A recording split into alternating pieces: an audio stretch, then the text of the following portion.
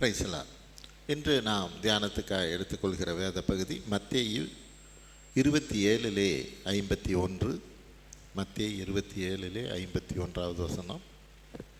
மத்தேயு 27:51. அப்பொழுது தேவாலயத்தின் திரைச்சீலை மேல் தொடங்கி கீழ்வரைக்கும் இரண்டாக கிழிந்தது, பூமியும் அதிர்ந்தது, கன்மலைகளும் பிளந்தது. ஜெபிப்போம். ஸ்தோத்திரம் ஆண்டவரே, இப்பொழுதும் இதோ இந்த தேவ வார்த்தையை நாங்கள் தியானிக்கும்படியான கிருபை எங்களுக்கு தருவீராக. எங்கள் ஆண்டவரும் மீட்பரும் இரட்சகருமாய் இயேசு கிறிஸ்துவின் வழியாய் எடுக்கிறோம் நல்ல பிதாவே, ஆமென்.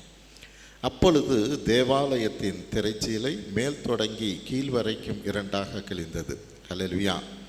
இந்த நாளில் நாம் பார்க்க இருக்கிறது இந்த திரைச்சீலையை குறித்ததான ஒரு காரியத்தை தான் நம்ம பார்க்க இருக்கிறோம்.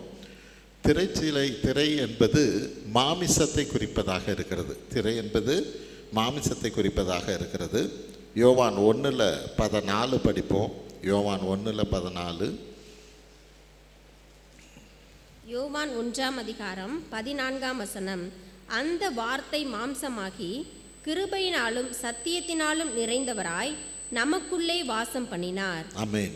அந்த வார்த்தை மாமிசமாகி, அதாவது அந்த வார்த்தை திரைச்சீலையாக மாறி இயேசு கிறிஸ்துவாக மாறி தன்னைத்தானே கிழிக்க ஒப்பு கொடுத்த ஒரு காரியத்தை தான் நம்ம பார்க்க இருக்கிறோம்.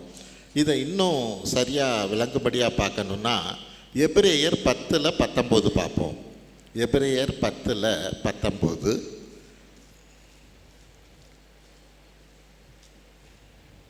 எபிரேயர் 10:19.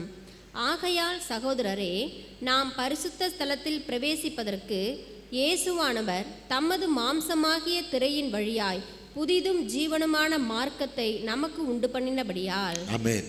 இங்கே கிளியராக சொல்லுது, இயேசுவானவர் தமது மாம்சமாகிய திரையின் வழியாய் புதிதும் ஜீவனுமான மார்க்கத்தை நமக்கு உண்டு பண்ணினபடினால். அப்போ அந்த திரைச்சலைங்கிற காரியம் பழைய ஏற்பாடில் ஆண்டவராக இயேசு கிறிஸ்துவை குறிப்பதாகவே இருக்குது. அதே போல் யோவான் 10:9 படிப்போம். யோவான் 10:9. யோவான் 10:9. நானே வாசல், என் வழியாய் ஒருவன் உட்பிரவேசித்தால் அவன் ரட்சிக்கப்படுவான், அவன் உள்ளும் புறமும் சென்று மேய்ச்சலை கண்டடைவான். ஆமென். நானே வாசல், என் வழியாய் ஒருவன் உட்பிரவேசித்தால் அப்படின்னா என்ன? அந்த திரைச்சீலையின் வழியாக உட்பிரவேசிப்பது. பரிசுத்த ஸ்தலத்துக்கும் மகா பரிசுத்த ஸ்தலத்துக்கும் நடுவில் ஒரு பெரிய திரைச்சீலை இருக்கிறது. அது ஆண்டவராக இயேசு கிறிஸ்துவை குறிக்கிற ஒரு காரியம். இன்னும் அதே யோவானில் 14:6 படிப்போம். 14:6 வசனம். யோவான் 14:6. அதற்கு இயேசு, நானே வழியும் சத்தியமும் ஜீவனுமாயிருக்கிறேன், என்னை அல்லாமல் ஒருவனும் பிதாவினிடத்தில் வரான். என்னை அல்லாமல் ஒருவனும் பிதாவிடத்தில் வருவான். இந்த திரைச்சீலையின் வழியாக, இந்த வாசல் வழியாக உள்ளே போக நாங்கள் மட்டும்தானே பிதாவிடத்திலே அணுக முடியும் என்று வேதம் சொல்லுகிறது. புனித அகஸ்டின் என்பவர் இப்படியா சொல்கிறார், இந்த new is in old concealed, இந்த old is in the new revealed. அதாவது இந்த new is in old concealed, புதிய ஏற்பாடு பழைய ஏற்பாட்டில் மறைக்கப்பட்டு இருக்கிறது. இந்த old is in the new revealed அப்படின்னா பழைய ஏற்பாடு புதிய ஏற்பாட்டில் வெளிப்படுத்தப்பட்டு இருக்கிறது. ஹல்லேலூயா. என்ன? புதிய ஏற்பாடு பழைய ஏற்பாட்டில் மறைக்கப்பட்டு இருக்கிறது. அப்படின்னா என்ன? இந்த திரைச்சீலைங்கிற ஒரு காரியம் ஆண்டவராய் இயேசு கிறிஸ்துவை குறிப்பதாக அங்கே மறைமுகமாக சொல்லப்பட்டு இருக்கிறது. ஆமென். இப்போ பழைய ஏற்பாடு புதிய ஏற்பாட்டிலே வெளிப்படுத்தப்பட்டுள்ளது.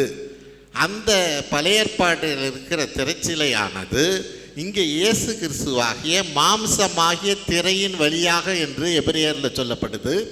அப்படியாய் இங்கே ஆண்டவராய் இயேசு கிறிஸ்துவை வெளிப்படுத்துகிறது. ஹல்லேலூயா.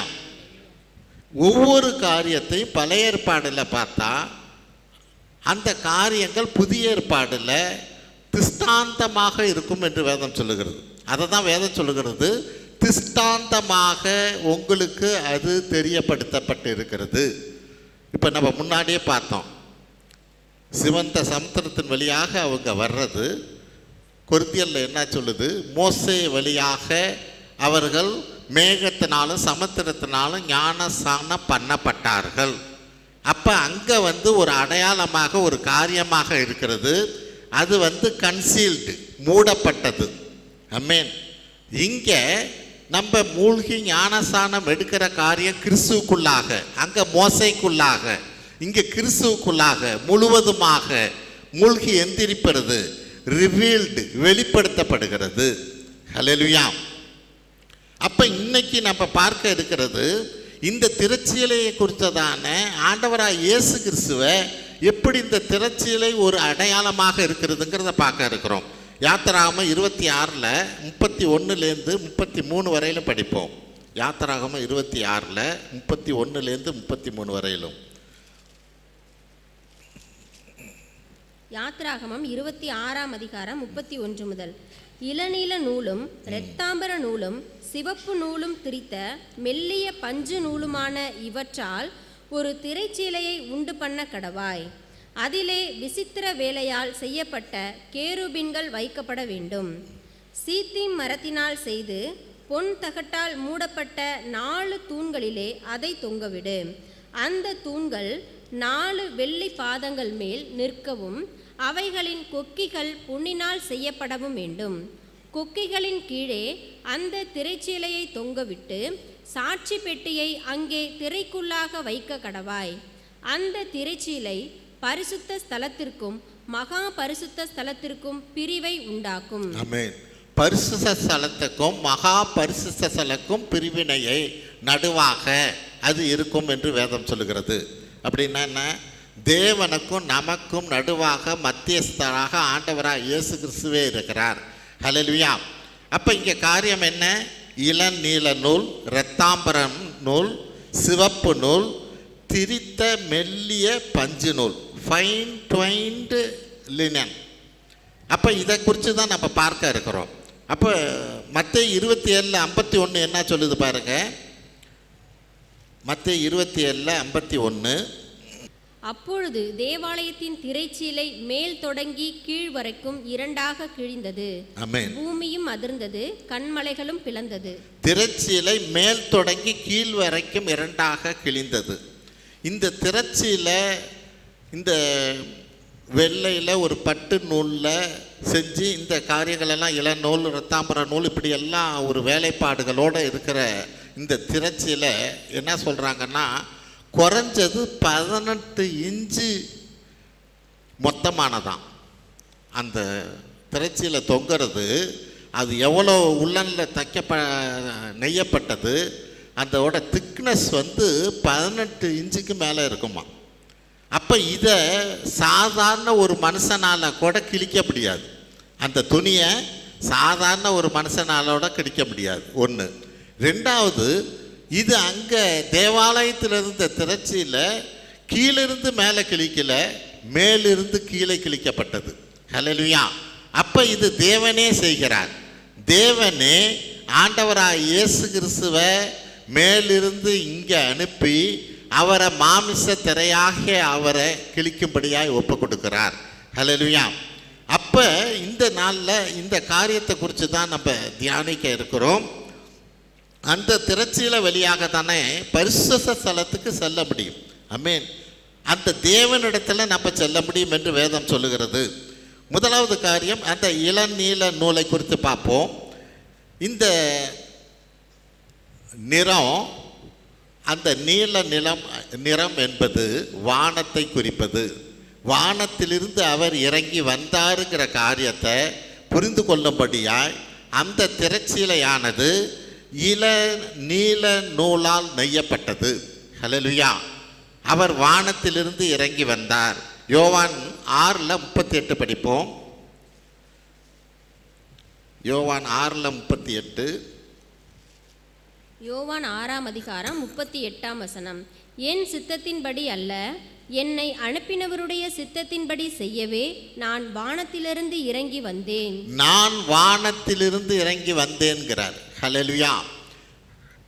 அப்படின்னா இந்த நீல நூலானது, நீலம் என்பது வானத்தை குறிப்பதாக இருக்கிறது. அந்த வானத்திலிருந்து இறங்கி வந்த அந்த ஆண்டவராக இயேசு கிறிஸ்துவை குறிப்பதாக தான் இந்த திரைச்சீலையானது நீல நிறத்திலே நீல நூலாலே நெய்யப்பட்ட ஒன்றாக இருக்கிறது. இன்னும் எபேசியர் 4:9 அந்த வசனம், அவர் இறங்கி வந்தாருங்கிறதுக்கு ஒரு உறுதிப்பாடு.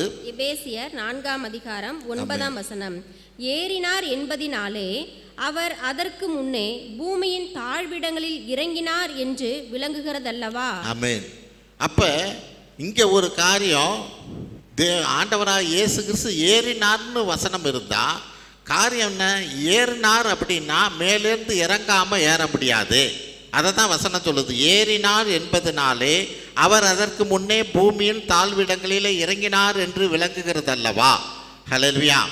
அப்ப இந்த ஆண்டவராக இயேசு கிறிஸ்து வானத்திலிருந்து இறங்கி வந்தவராக இருக்கிறார். ஆமென். இவர் பூமிக்குரியவர் அல்ல, வானத்திலிருந்து இறங்கி வந்தவராக இருக்கிறார். ரெண்டாவது நிறம் இரத்தாம்பரம். இந்த நூலால் செய்யப்பட்டது. இரத்தாம்பரம் அப்படிங்கிறது சிவப்பும் நீலமும் கலந்தது.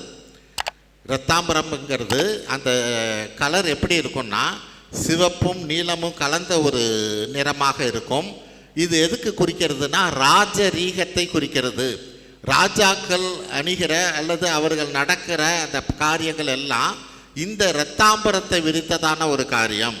ஆகவே இந்த இரத்தாம்பர கலர் அப்படிங்கிறது ராஜரீகத்தை குறிக்கிறது. அந்த ஆண்டவராக இயேசு கிறிஸ்து ராஜாதி ராஜாவாக இருக்கிறார். ஏசாயா 9:6-7 வசனங்களை படிப்போம்.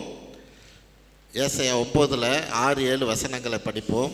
ஏசாயா 9:6-7 வசனங்கள். நமக்கு ஒரு பாலகன் பிறந்தார், நமக்கு ஒரு குமாரன் கொடுக்கப்பட்டார். கர்த்தத்துவம் அவர் தோளின் மேல் இருக்கும். அவர் நாமம் அதிசயமானவர், ஆலோசனை கர்த்தா, வல்லமையுள்ள தேவன், நித்திய பிதா, சமாதான பிரபு எனப்படும். தாவீதின் சிங்காசனத்தையும் அவனுடைய ராஜ்யத்தையும் அவர் திடப்படுத்தி அதை இது முதற்கொண்டு என்றென்றைக்கும் நியாயத்தினாலும் நீதியினாலும் நிலைப்படுத்தும்படிக்கு அவருடைய கர்த்தத்துவத்தின் பெருக்கத்துக்கும் அதன் சமாதானத்துக்கும் முடிவில்லை. சேனைகளின் கர்த்தருடைய வைராக்கியம் இதை செய்யும். 7வது வசனம் என்ன சொல்லுது? தாவீதின் சிங்காசனத்தையும் அவனுடைய ராஜ்யத்தையும் அவர் திடப்படுத்துவார். ஹல்லேலூயா. அந்த ஆண்டவராக இயேசு கிறிஸ்து வீதியில் போகிற போது அந்த கண்ணு தெரியாத குருடனு கூட தாவீதின் குமாரனே என்றபடியாய் அழைப்பார். ஏன் அபிரகாம் குமாரனேன்னு அழைக்கல, மற்ற காரியங்களை சொல்லி அழைக்கல? தாவீதின் குமாரனேங்கிறது அவர் ராஜாவாக இருக்கிறார் தாவீது. அந்த தாவீதின் குமாரனாக ஆண்டவராக இயேசு கிறிஸ்து ராஜரீகம் பண்ணுகிறவராக இருக்கிறபடினாலே தான் தாவீதின் குமாரனே என்றபடியாக இங்கே அழைக்கிறார். ஹல்லேலூயா. ஆகவே இந்த இரத்தாம்பரமானது ஒரு ராஜரீகத்தை குறிக்கிற ஒரு கலராக இருக்கிறது. அடுத்தது சிகப்பு கலர். இது இரத்தத்தை குறிக்கும் ஒரு நிறமாக இருக்கிறது. அடிக்கப்படுகிற ஆட்டுக்குட்டியாக இருக்கிறார். வெளிப்படுத்தின விசேஷம் 1:6 பார்ப்போம். சிவப்பு நூலாலும் நெய்யப்பட்டது என்று வேதம் சொல்லுகிறது. வெளிப்படுத்தின விசேஷம் 1:6 வசனம். நம்மிடத்தில் அன்பு கூர்ந்து தமது இரத்தத்தினாலே நம்முடைய பாவங்களகர நம்மை கழுவி தம்முடைய பிதாவாகிய தேவனுக்கு முன்பாக நம்மை ராஜாக்களும் ஆசாரியர்களும் ஆக்கின அவருக்கு மகிமையும் வல்லமையும் என்றென்றைக்கும் உண்டாயிருப்பதாக. ஆமென். நம்மிடத்திலே அன்பு கூர்ந்து தமது இரத்தத்தினாலே நம்மளுடைய பாவங்களை நம்ம கழுவினவர் என்று. ஆமென்.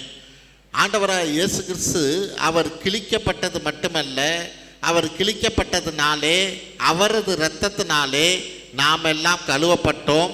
அந்த இரத்தம் தான் நம்மளது பாவங்களை எல்லாம் சுத்திகரிக்கிற ஒரு காரியமாக இருக்கிறது. ஆகவே ஆமென். ஆகவே அந்த காரியத்தை திஷ்டாந்தமாக நாம் அறிந்து கொள்ளும்படிக்காக, அவர் வழியாக தான் மீட்பு என்பதை அறிந்து கொள்ளும்படிக்காக அந்த திரைச்சீலையிலே சிவப்பு நூலாலும் நெய்யப்பட்ட ஒரு காரியத்தை நம்ம பார்க்கிறோம். ஆமென். ஆகவே இந்த சிவப்பு நூல் ஆண்டவராக இயேசு கிறிஸ்துவை குறிக்கிற, அவர் இரத்தத்தை குறிக்கிற ஒரு காரியமாக இருக்கிறது. 1 பேதுரு 1:19 படிப்போம். 1 பேதுரு 1:19. பேதுரு 1ஆம் அதிகாரம் 19ஆம் வசனம். குற்றமில்லாத மாசற்ற ஆட்டுக்குட்டியாகிய கிறிஸ்துவின் விலையேற பெற்ற இரத்தத்தினாலே மீட்கப்பட்டீர்கள் என்று அறிந்திருக்கிறீர்களே. ஹல்லேலூயா. குற்றமற்ற மாசற்ற ஆட்டுக்குட்டியாகிய கிறிஸ்துவின் விலையேறப்பட்ட இரத்தத்தினாலே மீட்கப்பட்டீர்கள். ஹல்லேலூயா. அவை இந்த சிவப்பு நிறம் இரத்தத்தை குறிக்கிறது. இன்னும் ஒரு வசனத்தை எபிரேயர் 10:20 பாருங்க. மிக தெளிவான ஒரு வார்த்தையாக இருக்கும். எபிரேயர் 10:20. எபிரேயர் 10ஆம் அதிகாரம் 20ஆம் வசனம். அந்த மார்க்கத்தின் வழியாய் பிரவேசிப்பதற்கு அவருடைய இரத்தத்தினாலே நமக்கு தைரியம் உண்டாயிருக்கிறபடியினாலும். ஆமென். அந்த மார்க்கத்தின் வழியாக பிரவேசிப்பதற்கு அவருடைய இரத்தத்தினாலே நமக்கு தைரியம் உண்டாயிருக்கிறது. ஹல்லேலூயா. அவர் இரத்தத்தினால தான் நமக்கு தைரியமே உண்டாயிருக்கிறது. வேற யாரும் அந்த பரிசுத்த ஸ்தலத்துக்குள்ளே போக முடியாது. ஹல்லேலூயா.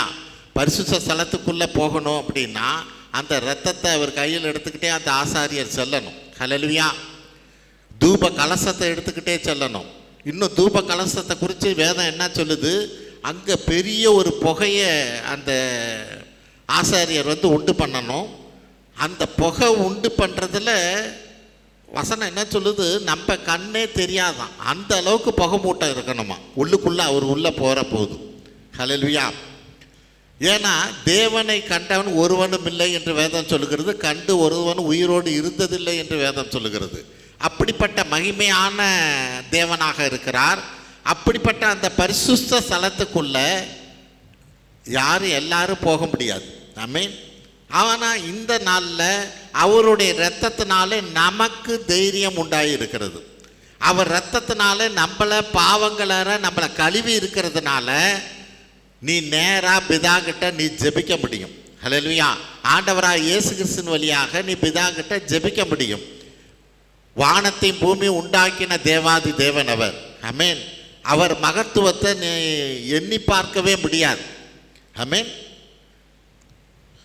ஒரு செங்கடல் 2ஆக பிரிக்கிறார்னா அது எப்படிப்பட்ட காரியம்? பெரிய எரிக்கோ மதில் இடிந்து விழுவதுன்னா அது எப்படிப்பட்ட காரியம்? ஹல்லேலூயா.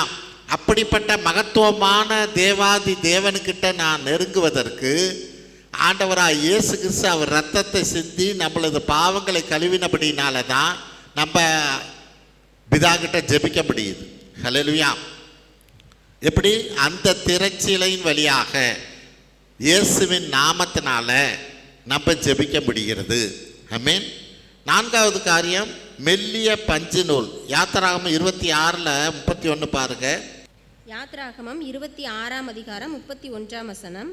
இளநீல நூலாலும் இரத்தாம்பர நூலாலும் சிவப்பு நூலும் திரித்த மெல்லிய பஞ்சு நூலுமான இவற்றால் ஒரு திரைச்சீலையை உண்டு பண்ண கடவாய். ஹல்லேலூயா. இந்த மெல்லிய பஞ்சு நூல் ஒரு பியூர் ஒயிட் லினன் கிளாத். ஹல்லேலூயா. அப்போ இது எதை குறிக்குது அப்படின்னா பரிசுத்தத்தையும் நீதியும் குறிக்கிற ஒரு காரியம். அவர்கிட்ட இருக்கிற பரிசுத்தத்தை குறிக்கிற காரியம். வெண்மையான பஞ்சு நூலாக லினன் கிளாத் அது. ஹல்லேலூயா. அப்போ அது ஆங்கிலத்தில் நீங்கள் படிச்சிங்கன்னா அப்படி தான் போடப்பட்டிருக்கு. அப்போ இங்கே காரியம் என்ன? அந்த பரிசுத்தமும் நீதி நிறைந்தவராக இருக்கிறார் அவர். ஹல்லேலூயா. அந்த பரிசுத்தமும் நீதி நிறைந்த அந்த திரைச்சீலை வழியாக தான் நம்ம உள்ளே போக முடியும். 1 பேதுரு 2:22 படிப்போம். 1 பேதுரு 2ஆம் அதிகாரம் 22ஆம் வசனம். அவர் பாவம் செய்யவில்லை, அவருடைய வாயிலே வஞ்சனை காணப்படவும் இல்லை. ஹல்லேலூயா. அவர் பாவம் செய்யவில்லை, அவரது வாயிலே வஞ்சனை காணப்படவும் இல்லை. ஹல்லேலூயா. அவர் பாவம் செய்யாதவர். ஆமென். நீதியிலும் அவருடைய நீதி மாதிரி நம்ம பார்க்க முடியாது. ஹல்லேலூயா. எப்படி? அந்த விபச்சார பெண்ணை கூட்டிகிட்டு வர்றாங்க. கூட்டிகிட்டு வர்றபோது அவர் என்ன சொல்கிறார்? அவன் மேலே பாவம் செய்யாத எவனோ அவன் கல்லெறியட்டுங்கிறார். அங்கே வசனம் என்ன சொல்லும் பார்த்தீங்கன்னா, முதியோர் இருந்து இளையோர் வரை ஒவ்வொருவராக போய்விட்டார்கள் என்று. முதியோரிலிருந்து இளையோர் இருந்து முதியோர் இல்லை, முதியோர் இருந்து இளையோர் வரையிலும் போயிட்டாங்கன்னு சொல்லும். ஆமென். ஏன்னா அவங்க வாழ்நாளில் அதிகம் இருக்கிற போது அவங்க இளம் வயதில் செஞ்ச பாவத்தெல்லாம் நினச்சி நம்ம இதுக்கு தகுதி இல்லை, இவன் மேலே கல் எறியறதுக்குன்னு போகிறாங்க. அடுத்தது ஒவ்வொருத்தனா இளம் வயது வரையில் எல்லாம் போயிட்டாங்க. இதுதான் முக்கியமானது. எது முக்கியமானது? அவர் என்ன சொல்கிறாரு? நானும் உன்னை தீர்க்கவில்லை போங்கிறார். அப்படின்னா என்ன அர்த்தம்? நானும் உன்னை தீர்க்கவில்லைன்னா என்ன அர்த்தம்? முதல்ல அவர் சொன்னது பாவம் செய்யாதவன் கல்லெறியட்டுங்கிறார். இப்போ அந்த குரூப்பில் அந்த இடத்துல பாவம் செய்யாத ஒருத்தர் யாருன்னா இயேசு கிறிஸ்து மட்டும்தான். ஹல்லேலூயா. அப்போ தான் அவர் சொல்கிறாரு, சிலர் நினைக்கலாம் இவரும் கல்லெறியலைனாக்கா இவர் ஒருவேளை பாவம் செஞ்சுட்டாரோன்ட்டு. அப்படியாய் நான் சொல்கிறது புரியுதா?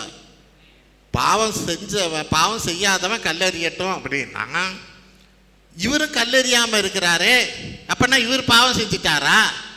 அப்படி இல்லை. அதுக்காக தான் அந்த வார்த்தை சொல்லுது, நானும் கல்லெறியவில்லைங்கிறார். நானும்னா என்ன அர்த்தம்? நான் பாவம் செய்யாதவன், எனக்கு தகுதி இருக்கு உன் மேலே கல்லெறியறதுக்கு, ஆனால் நான் கல்லெறியலை. ஹல்லேலூயா. அப்போ அப்படிப்பட்ட நீதி உள்ளவர் அவர். ஆமென். பரிசுத்தமும் நீதியும் உள்ள தேவனாக அவர் இருக்கிறார். ஹல்லேலூயா. அப்படிப்பட்டவர் தானே தன்னை கிழிக்க ஒப்பு கொடுத்து நமக்கு இந்த நாளிலே அந்த பரிசுத்த ஸ்தலத்துக்கு செல்லும்படியாய் தேவனுக்கிட்ட நெருங்கும்படியான ஒரு பெரிய பாக்கியத்தை ஸ்லாக்கியத்தை நமக்கு கொடுத்துருக்கிறார். இன்னும் யாத்ராமம் 26:31 படிங்க. யாத்ராமம் 26:31. யாத்ராகமம் 26ஆம் அதிகாரம் 31ஆம் வசனம். இளநீல நூலும் இரத்தாம்பரம் நூலும் சிவப்பு நூலும் திரித்த மெல்லிய பஞ்சு நூலுமான இவற்றால் ஒரு திரைச்சீலையை உண்டு பண்ண கடவாய். அதிலே விசித்திர வேலையால் செய்யப்பட்ட கேருபீன்கள் வைக்கப்பட வேண்டும். விசித்திர வேலையாய் செய்யப்பட்ட திரைச்சீலை. அது என்ன விசித்திர வேலையாய் செய்யப்பட்ட திரைச்சீலை? யாருமே இதுவரையிலும் கேள்விப்படாதது. பெண்ணின் வித்திலே ஒரு குழந்தை பிறக்கும் என்றபடியாய். ஹல்லேலூயா. ஆண்டவராக இயேசு கிறிஸ்து அவர் மரியாளின் திருமணத்துக்கு முன்பாக நிச்சயப்பட்டு இருக்கிற போதே அவர் குழந்தையாக பிறக்கிற ஒரு காரியத்தை பார்க்கிறோம். ஆமென். ஒரு விசித்திர வேலையாக உண்டு பண்ணப்பட்ட திரைச்சீலை. ஆமென். இந்த விசித்திர வேலையாக செய்யப்பட்ட இந்த திரைச்சீலை எப்படிப்பட்டதுன்னா, கீழ்ப்படிதலிலே ஒரு விசித்திரம் இருக்கிறது. என்ன விசித்திரம்? அவர் பிதாவின் வலது பக்கத்திலே வீட்டிருக்கிறதை ஒரு கொள்ளையாடின பொருளாக கருதாதபடி அவர் சிலுவை மரணம் மட்டுமாய் தன்னை தாழ்த்தின காரியம். ஹல்லேலூயா. இது எப்படிப்பட்ட காரியம்? பிதாவோட வலது பக்கத்தில் வீட்டிருக்கிற ஒரு பெரிய ஒரு காரியம். அந்த காரியத்தை விட்டுட்டு கீழே இறங்கி வந்து மனிதனாக மட்டுமல்ல, வேதம் என்ன சொல்லுகிறது? இந்த விசித்திர வேலைக்கு இவர் முழுமையாக 100% தேவனாகவும் இருக்கிறார், 100% மனிதனாகவும் இருக்கிறார். ஆமென். எப்படி? 100% மனிதனாகவும் இருக்கிறார், 100% தேவனாகவும் இருக்கிறார். இதுதான் விசித்திர வேலையாய் செய்யப்பட்ட திரைச்சீலை. ஹல்லேலூயா. ஆனால் இந்த 100% தேவனாக இருந்தாலும் தானே இந்த தேவத்துவத்தை இவர் பயன்படுத்தி சிலுவையிலிருந்து இறங்கி வரல. அங்கே மனிதத்துவத்தை தான் முன்வைக்கிறார். ஹல்லேலூயா. தேவனுடைய சித்தத்துக்கு தன்னை முழுமையாக ஒப்பு கொடுக்கிறவராக இருக்கிறார். ஹல்லேலூயா. அப்படிப்பட்ட விசித்திர வேலையை செய்யப்பட்டதாக திரைச்சீலையாக இயேசு கிறிஸ்து இருக்கிறார். அதே போல பரிசுத்தத்தை குறித்த காரியத்திலும். ஆமென். யோவான் 14:30 என்ன சொல்லுது பாருங்க. யோவான் 14:30. யோவான் 14ஆம் அதிகாரம் 30ஆம் வசனம். இனி நான் உங்களுடனே அதிகமாய் பேசுவதில்லை, இந்த உலகத்தின் அதிபதி வருகிறான், அவனுக்கு என்னிடத்தில் ஒன்றுமில்லை. ஆமென். உலகத்தின் அதிபதி என்னிடத்தில் வருகிறான், என்னிடத்திலே ஒன்றுமில்லை. அப்படின்னா என்ன அர்த்தம்? சாத்தான் என்கிட்ட வர்றதுக்குன்னா என்கிட்ட ஏதாவது ஒன்று இருந்ததுன்னா தான் அவன் வர முடியுங்கிறத புரிஞ்சுக்கணும். ஆமென். என்கிட்ட ஏதாவது ஒரு சின்ன ஃபால்ட் இருந்தாலும் சாத்தான் எனக்குள்ள வேலை செய்ய முடியும். அதை தான் இங்கே ஆண்டவர் சொல்றார். அவன் என்னகிட்ட வர்றான், என்னிடத்தில் ஒன்றும் இல்லை என்றபடியாய். ஒரு சின்ன விரிசல் மாதிரி ஒரு பாவம் இருந்தாவே சாத்தானுக்கு போதுமானது. ஆமென். அதை வச்சு அவன் உள்ளே வந்துடுவான். அவன் தான் பாவம் செஞ்சான்ல, விடு நான் பார்த்துக்கிறேங்க. ஹல்லேலூயா. தேவன்ட்டே ஆர்கியூ பண்ணும். ஆமென். அங்கே அதனால தான் ஆண்டவர் சொல்கிறார், அவன் உலகத்தின் அதிபதி என்கிட்ட வர்றான், என்கிட்ட ஒன்றும் இல்லை. ஹல்லேலூயா. அவன் என்ன ஆளுகை செய்யும்படியா என்கிட்ட எந்த ஒரு காரியமும் கிடையாது என்றபடியாய் சொல்லுகிறார். ஆமென். அதே போல் அற்புதம் செய்யறதில்ல. அப்போஸ்தலர் நடபடி 2:22 பாருங்க. அப்போஸ்தலர் 2ஆம் அதிகாரம் 22ஆம் வசனம். இஸ்ரவேலரே, நான் சொல்லும் வார்த்தைகளை கேளுங்கள். நீங்கள் அறிந்திருக்கிறபடி நசரேயனாகிய இயேசுவை கொண்டு தேவன் உங்களுக்குள்ளே பலத்த செய்கைகளையும் அற்புதங்களையும் அடையாளங்களையும் நடப்பித்து அவைகளினாலே அவரை உங்களுக்கு வெளிப்படுத்தினார். ஆமென். இதை எத்தனை பேர் புரிஞ்சிருக்கிறோம்? அற்புதங்களினாலும் அடையாளங்களை நடப்பித்து அவைகளினாலே அவரை உங்களுக்கு வெளிப்படுத்தி இருக்கிறார். அப்படின்னா என்ன அர்த்தம்? நம்ம வாழ்க்கையில் எந்த அற்புதமும் செய்யலையா, எந்த அடையாளமுமே ஆண்டவராக இயேசு கிறிஸ்து செய்யலையா? ஆமென். அப்படித்தான் அவர் உங்களுக்குள்ளாக உங்களை நேசிக்கிறத அவர் வெளிப்படுத்தி இருக்கிறார்னு வேதம் சொல்லுது. ஹல்லேலூயா. தேவன் இந்த நாளில் உன்னோட இருக்கிறேங்கிற காரியத்தை, உன்னை பார்க்குறேங்கிற காரியத்தை, அது பெரிய காரியமோ சின்ன காரியமோ, அவர் சில அற்புதங்களை செஞ்சு ஆபத்தில் விபத்தில் பலவிதமான பிரச்சனையில் நெருக்கத்தில் உங்களை காப்பாற்றி நான் உன்னோடு இருக்கிறேங்கிறத காமிச்சிருக்கிறார் என்று வேதம் சொல்லுகிறது. ஹல்லேலூயா. அவர் திஷ்டாந்தமாக எதிர்த்த மாதிரி வந்து ஆண்டவராக இயேசு கிறிஸ்து நிற்கிறவர் அல்ல. ஆமென். ஒருவேளை சிலருக்கு அப்படிப்பட்டதான தரிசனங்கள் கிடைக்கலாம். ஆமென். ஆனால் நமக்கு இந்த அற்புதங்களினாலும் அடையாளங்களினாலும் தன்னை வெளிப்படுத்தி இருக்கிறார் என்று வேதம் சொல்லுகிறது. ஹல்லேலூயா. அப்போ இப்படிப்பட்ட ஒரு விசித்திர வேலையாக செய்யப்பட்டது தான் இந்த திரைச்சீலை, அந்த ஆண்டவராக இயேசு கிறிஸ்து. ஆமென். அங்கே இன்னுமா அடுத்தது அன்பில் குறித்து பார்க்குற போது ஆராதனையில் கூட சகோதரி சொன்னாங்க. ஆமென்.